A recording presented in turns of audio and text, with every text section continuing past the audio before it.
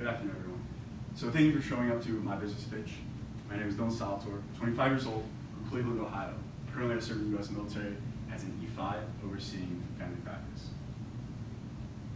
Plan to leave the military quite soon to pursue a degree, a bachelor's, 4-year bachelor's, majoring in business administration and minoring in small business entrepreneurship and leadership. From there, I'll be able to go to one of the most prestigious schools in brewing, Siebel Institute of Technology out in Chicago. I'll be going through their study abroad program where I'll be able to be shipped out to Munich for a while and study a brewery over Munich. I'm here to pitch an idea of a brewery. And the idea is New London Brewing Company. First, we're going to look at the U.S. craft beer market as a whole. U.S. craft beer market, as of 2014, this is taken from Brewers Association, is $19.6 billion market. It produces 18% of the total, it owns 18% of the total beer market. It produces 0.5% of beer production overall. 2014, it provided $55.7 billion and 424,000 jobs to the U.S. And as of 2014, also, there were 3,418 U.S. breweries. Now we're looking at over 4,000 breweries, which we have now just met what we had pre-prohibition. So there's still room for it. There's still room for expansion. Now we're going to break it down to the Connecticut craft beer market because New London Brewing Company will be in New London, Connecticut. Connecticut currently places 32nd in the nation in both the amount of breweries, 27 breweries, and the amount of beer produced overall. So 72,500 barrels. Barrel is 31 gallons, just for your knowledge. This means that there's 0.9 gallons per person who's over the age of 21, as of who is 21 or over. Now we're going to break down New London itself. New London is 6 square miles and has slightly over 25,000 inhabitants. Its average annual income is $40,000, and its average age is quite young at 30.7 years old. There's a very high concentration of historical sites, and it also has a lively downtown and waterfront. Also, it holds one of the nation's leading liberal arts colleges, which would be Connecticut College. It also has Three Rivers Community College, a large working force at General Dynamics Electric Boat, who make all the subs for the U.S. Navy, and of course, Naval Submarine Base, New London. You can only imagine what the workforce is there. Okay. So with all of this stuff, you would think that New London would have a brewery in it. It's kind of a staple for that area. You would think that population, that size, with that many people around the area, you would think there's one very, very in it or very, very close, or a bunch that would be close. That is not the case at all. The closest one we have to New London would be Outer Light Brewing Company in Groton. That actually places one of the best breweries in Connecticut overall. Anything beyond that is, we're looking at Fox Farm Brewery, which isn't even open yet. It'll be opening this summer in Salem. These guys brewing company who just opened. Beer Brewing Company in Stonington, New Cottrell, and you can see down there, you can't really see it. Sailing Brewing Company in Westerly, Rhode Island. All these breweries outside of Outer Light, they're 20, 30, 45-minute drive away. If you look at national statistics, most people have a few breweries within 10 minutes of them. This is far beyond, so there's tons of room for expansion. So the issue is obvious. New London does not have a brewery or brew pub to serve the local populace and tourists, give them pride in their city. A lot of breweries give a lot of pride. People are able to talk about, just like the sports team, they'll talk about, yes, we have this type of beer. Up in Burlington, Vermont, they have Hetty Topper from the Alchemist Breweries, one of the best beers in the world. And they brag about it continuously. So, as I said before, brew pubs is a staple for something that size. And Connecticut places in the lower half. So 32, think about 50 states, 32, we're in the lower half. There's tons of room for expansion. 27 breweries, and granted, Connecticut is a small place. It's a very small state, but you can still fit a lot more in it. Okay? So the satisfaction would be, obviously, to open a small brewery to serve the local populace and tourists. This will provide more jobs for the area. You'll see when I go into it that there will be 3 people other than myself that provide jobs. Also opens up market for supply. We're going to need supplies. We're going to need support. Everything like that's going to open more jobs for them. Okay. And obviously, we want to be in a flourishing culture. Craft beer is one of the first times in a long time that something that was considered to be a fad became a culture. We'll be drinking craft beer until we're in nursing homes for generations. This isn't going to go away. The only reason why it went away the first time because it was around before. Like I said with the breweries, it was around before. We had over 4,000 breweries pre-prohibition. So this is coming around another time. The only reason why it went away was because of prohibition. The visualization is 74 Green Street in downtown New London. It is a 1,500 square foot restaurant that is up for lease and it's fully fitted to be a restaurant. In there, we'll be operating a 3-barrel brewing system, which 31 barrels, you guys can do the math. We're looking at about 100 gallons at a time, 2 days a week, so that's 6 barrels a week. This will be serving the local populace with ales and lagers of craft type, and it'll be focusing on keeping that nice pub-style, relaxed environment where people can sit down and just talk. There might be some music, nothing raging about it, nothing crazy about it.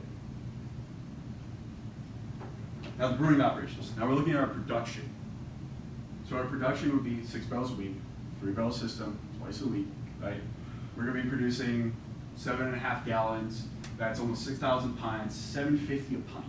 That's an average because you got to think about the Imperial Stout. Russian Imperial Stout is going to cost more to make than that pale ale.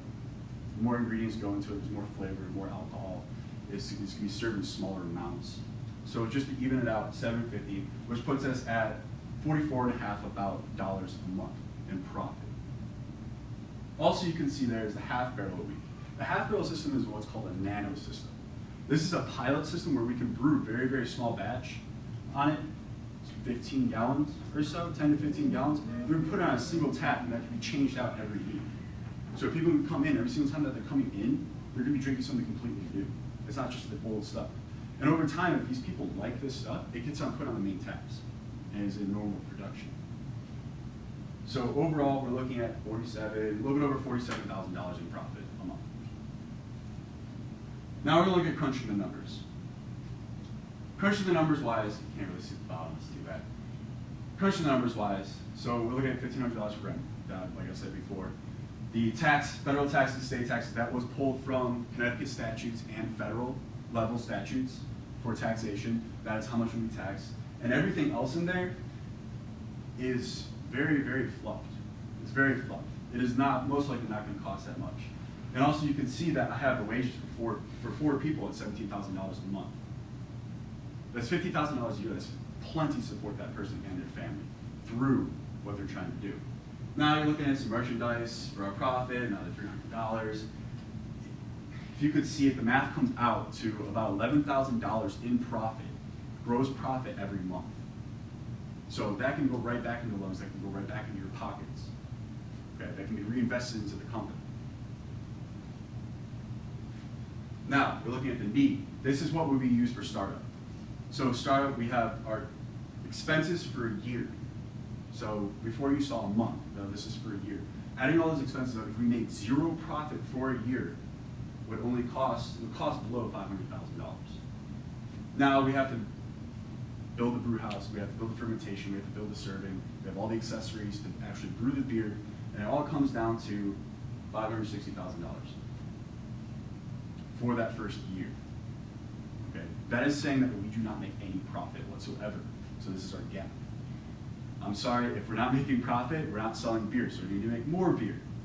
So this is also very, very fluffed. Now, we're going to look at our sales goals. Sales goals wise, so these are our customers. Now, like I said before, we had about 6,000 pints a month, plus the 400, or about 500 pints a month from the nano system, right?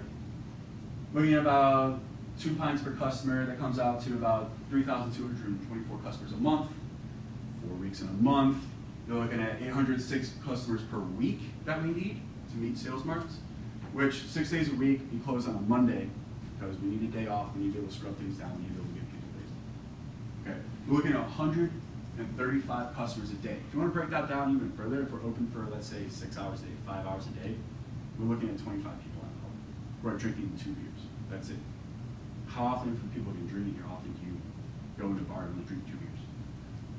You drink usually a little bit more, honestly. Maybe nothing because you're a designated driver. But that's a very even, modest average. So, at the end of this is more than just a company. This is more than just an idea. This is more than just an investment. This is someone's passion. This is someone's dream. This is someone's community. By giving to this, you are not only giving to a business, you're giving to someone's family, you're giving to someone's family's kids, you're giving to someone's future, you're giving to someone's community, you're building a community. It's been shown multiple times that craft breweries have built entire communities up. If you look at Brooklyn Brewing Company, if you read the book, James Potter, I believe, wrote it, one of the brewers. After they started their brewery in Brooklyn, in a very dilapidated, very industrial area, multiple businesses started popping up in the area around them because they saw a business opportunity for them to revitalize a community. So this is more than just money. This is my passion. This is the people I'll be working with passion. This is a community's passion. Thank you. Any questions?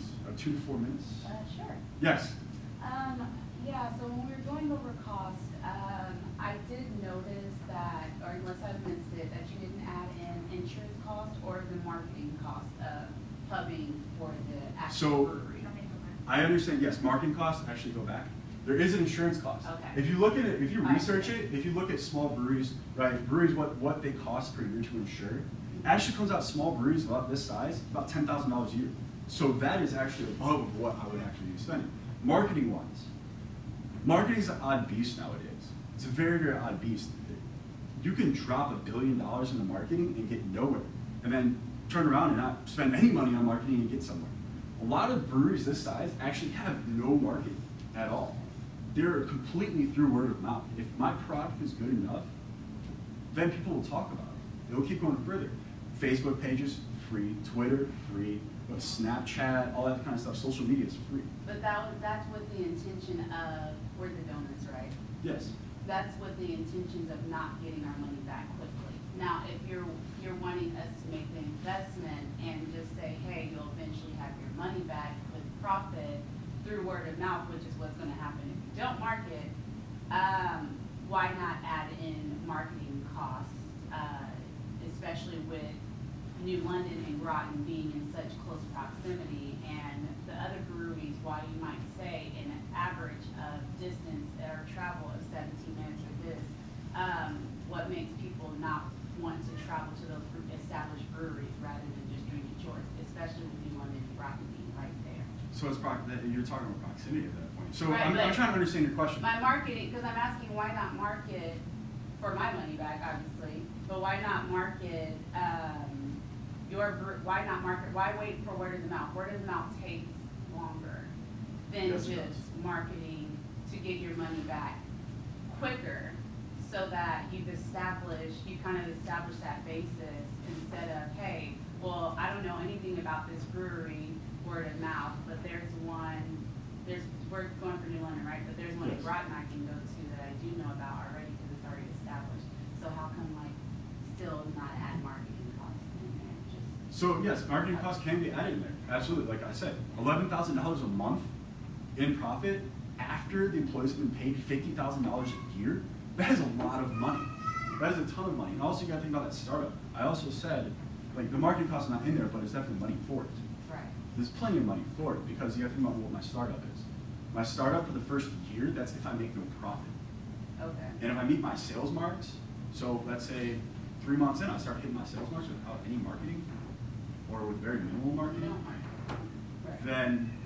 no marketing or minimal marketing, I'm still gaining that $11,000 a day.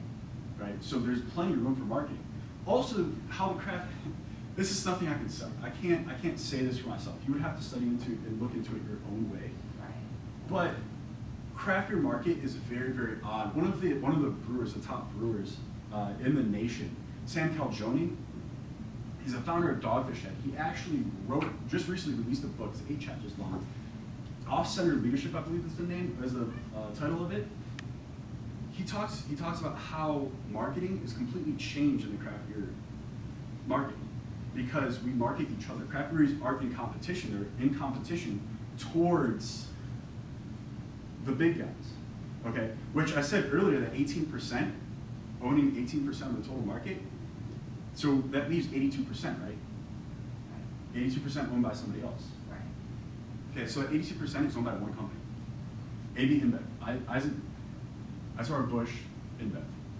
And they own a ton of breweries, and they own 82% of the market total. So craft breweries are in this tiny little boat, this giant ocean with these giant, humongous aircraft. So marketing is almost never done. Their marketing is done together as a group. So you believe it or not, you go to Outer Lake Brewing Company, you go in there and you sit there and you watch, you'll actually see people bringing growlers, which is giant jugs, right? And you'll see that it doesn't say Outlet on it. It says Beer Brewing Company, Contra Brewing Company, stuff like that. Because people want to travel around these areas, and they still fill them because they're marketing. They don't mind marketing their what we consider the competitors. Because they're not really competitors, they're in together. Right. Okay. So that's why I didn't put in, because marketing is kind of a sliding scale. You never know how much it's going to cost in this market, but there's obviously plenty of money for it. Would you agree? There's plenty of leeway for it. True, but I mean, I agree, especially if you're setting your budget and cutthroat. But what if we say we'd like to spend less than what your budget you're trying to set? Are you still going to reach? Maybe I mean, let's just step out of. I'm asking you a question, like this is being serious. So would you, if they say no, or whoever you're in the building with, or whatever, not even if they say no, but if they're like, okay, absolutely want marketing, but we want to cut costs, because I just feel, I don't know much, obviously I don't know much about breweries, but everything's about a cut cost thing these days. Yes, so. and that would come down because. And this is just my experience from having to get sponsors, and I've done stuff I've done this before for like the University of Oklahoma, and it's tough. And so, and they're like, well, I think you can cut costs by doing this. It is my money, so why not? You know, are you open to that, to changing? So yes, I am open to it, and that would be the type of investing that you would be doing, because you gotta think about it, there's a couple of different types of investing. My target investors that I'm trying to go towards first would be co-op investors and angel investors. Okay. Okay. So angel investors don't really have, they can't say that. They either like it or they don't. And you negotiate your terms of what they get in return and how many years they decide, right? And then you have co-op where you actually can buy stake in the company. The company doesn't go public.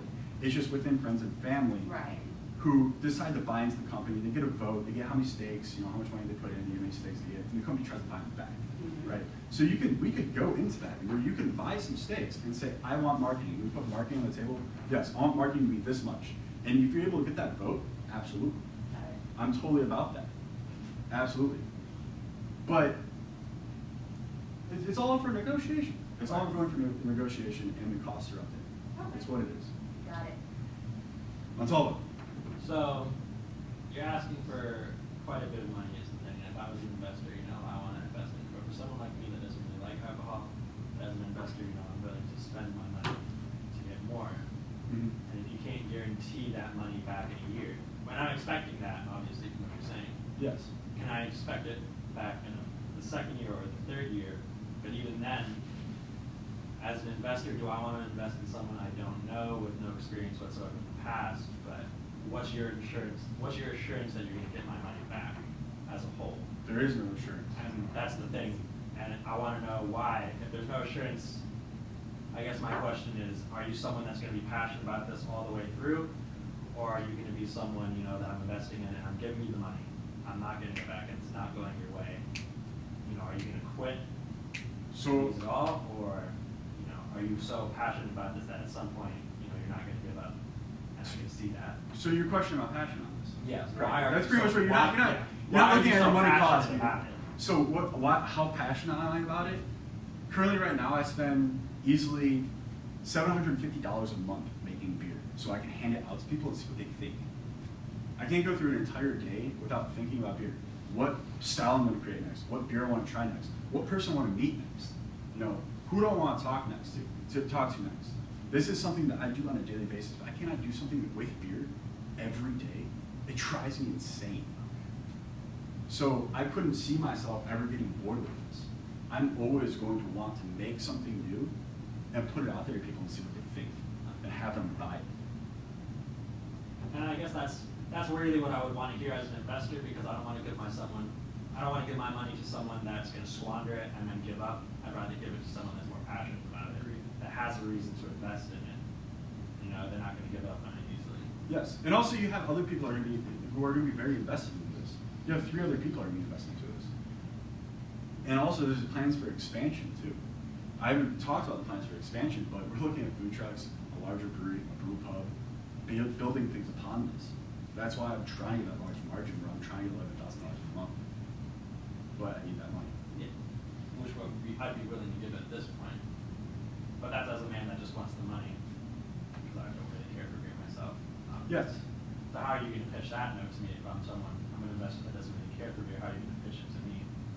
So you do get a return. We can agree on a return because you can consider what would be an angel investor or a co-op investor. So you'd be either buying stakes from my business or you'd be giving it to me and we have our own negotiation, right? Also, you gotta think about it. This is, like I said, you're building a community. The community that you live in. You get to see that community come up in the world. Come up, it is building more things. You have it there for you. You think a brewery is just going to stop at a brewery? No, you're going to look at restaurants. You're going to look at other retail stores. You're going to look at people coming in and building things, which is overall going to build your property that you own, right? It's going to bring up the cost of your property, so you'll be able to sell at a higher value. It's going to bring up schools, taxes. It's going to help your tax dollars to be put somewhere better, all that kind of stuff. So it doesn't stop at just a brewery, a minuscule amount of money. It creates a better environment for you. To answer your question. Yeah. Okay. Yes. So, as an investor who's pretty young, but who is really interested in art beer, I would just say, what other ideas, what kind of plan B do you have in order for a younger population? Because right now, it's a popular culture for, let's say, the way I want to put it is, it's a popular culture that beer is a sponsor for festivities such as the Coors Light Ultra Festival, all that stuff. The InBev is on with that. So how are you willing to promote and market for a younger population? Promote and market for a younger population? Yes. So,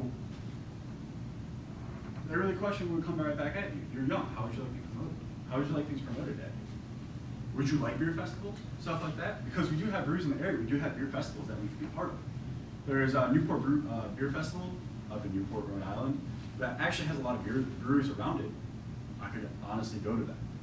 You know, there could be a New London brewery. There could be a New London Brewing Festival. Right? We can be one of the sponsors for that. Right? Where you can come out and you can have stuff from all of those breweries that I showed you earlier. Okay. Those are all things that can go up there, that can be put on the table. Also, we can go into collaboration with restaurants in the area. You see you'll actually see a lot of stuff you look at advertising for Our Light. They do a lot of things where they do food pairings, where they have, you know, their stout, they have an oyster stout, no ink stout, oyster stout, and they put it with paired foods from another restaurant in the area. And they have that displayed all in their brewery, in their tap room. So you go in, pay $20, get a couple of beers and get a meal. That's their marketing right there. They're marketing younger crowds. State fairs, charities, stuff like that. A lot of breweries will actually do Wounded Warrior. They'll do stuff like Toys for Tots, stuff like that. Fremont Brewery in Seattle, Washington. So the supporters of the Wounded Warrior. So things like that, being a military person yourself. Did I answer your question? Do I have any more questions? Yes. So, back to expansion and with customers as well. Okay. So let's say I am a driver, which is very rare because of beer. So, I go with a friend, I'm driving, and they're all having beers. Will you have other items such as soda? I know is that sacrilege in the breweries because I really do rarely see that. Or, you know, to start off with food. Or is that over time something to build on? It's something to build off of, because actually what I'm finding is this place is very small. It really is. It's 1,500 square feet. For me to fit a 3-barrel system, I can't really fit a restaurant in there, which would be part of the expansion idea, that there would be just a brewery, and then eventually we open up a brew pub, you know, in another city, maybe have some food trucks such as that. Also, you're talking about having something like soda. I'm really, really happy that you asked that question. Very happy, because that's something I did not bring up, and I wasn't thinking of bringing up. But by brewing beer, you can make soda with the same equipment. And I actually do plan on doing root beer, stuff like that. Artisan root beers, artisan cream sodas, artisan whatever type of beverage, non-alcoholic beverage. Because it's really cool to be able to bring your kids there too, and have it not be just, I'm going to bring my kid to a bar. Right? You know, designated drivers get to actually sit down with something that looks like a beer for themselves. And they get to drink something that's actually good and craft, because they're there for craft things. They want to be there for craft things, right? So it allows them to have something that's craft, that's not alcohol. So they get to achieve their goal, some sort of a goal while they're there. Does that answer your question? Yes, it does. Anything else? Last question with this also. Yes. So let's say you do expand bigger, and you have to make more beer. Do you plan on moving to a larger location in the future? It wouldn't be moving, it would be opening another one. So opening another one in a more remote location, right, where rent will be cheaper, everything like that would be just a warehouse. Like, I'm sure you've been at Outlet Brewing Company, being someone who enjoys craft beer. They're just in a garage. You think their rent is anything? They're not, they're really remote. Do you think the rent's anything? No. It's nothing, right? And they're more production. They actually distribute. They distribute kegs to different restaurants and whatnot. It's just something that I can expand into over time. It's very, very possible. Any questions? Good. Does that answer your question? Yes. I just have a quick question. With that, if you were to move to a more remote location, I didn't see if there was any kind of shipping expenses that would be included. Well, I know that would be part of expansion at that point, but at the point you're at now, it's just a brewery, correct? It's just a brewery. That's it. So it is just a brewery. It's a brewing company. There's a lot of brewing companies that do this, where they just make beer, and they only serve it at their facility. They don't distribute it at all. Okay. It's just making on site and selling on site. All right. The only type of distribution that we could do would be what I was talking about growlers earlier, where people can come in on their Saturday shopping day or Sunday shopping day, and going through the different stores and whatnot, grabbing the meats, grabbing the vegetables, and then come down, grab a growler with beer, and head on their way. That'd be the most distribution that we'd have to actually be the facility. Okay. Okay. But as you're saying, seeing that type of expansion cost, distribution, shipping, everything like that, that would be later. That's a completely separate business. All right. Granted, you also have the London Brewing Company added to the name, but it's be a separate facility with separate equipment, doing its own thing and distributing everything. Okay, it'd be just production distribution establishment. All right. Anyone have any other questions? Okay, thank you. You're so welcome, Dylan.